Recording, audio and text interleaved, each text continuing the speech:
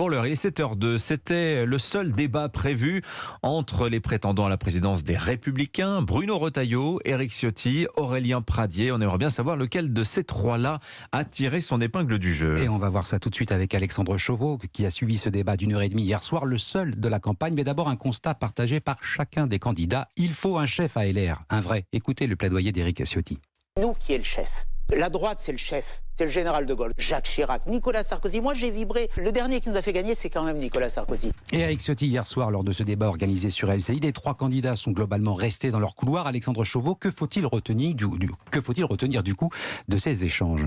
Eh bien d'abord que le favori Éric Ciotti a assumé son statut. Le Niçois a été clair et percutant. Il défend l'action de l'Italie sur l'Ocean Viking, dénonce la société dictatoriale prônée selon lui par Sandrine Rousseau ou encore, je cite, l'assommoir fiscal. Il faut qu'on n'arrive plus dans cette situation où des Français travaillent uniquement pour l'État. Donc je veux que les Français se disent, si ce sont eux, mes impôts baisseront et on en est sûr. Bruno Retailleau, lui, s'est montré solide sur le fond, mais avec un message plus complexe que ses deux concurrents. Le Vendéen, accusé hier d'avoir promu au Sénat la construction d'éoliennes et d'incarner une droite ringarde, a tout de même rendu quelques coups à Éric Ciotti notamment, qui avait condamné les propos de Grégoire de Fournas à l'Assemblée. C'est une grosse ficelle utilisée pendant des années par la gauche pour tétaniser, intimider la droite et lui interdire ce débat, notamment sur la maîtrise de l'immigration. Je ne tombe pas dans ce panneau. Aurélien Pradié s'est enfin distingué par des positions tranchées en s'opposant à la réforme des retraites ou à la construction d'éoliennes et en voulant imposer le port de l'uniforme, y compris à l'université. Alexandre Chauveau du service politique d'Europe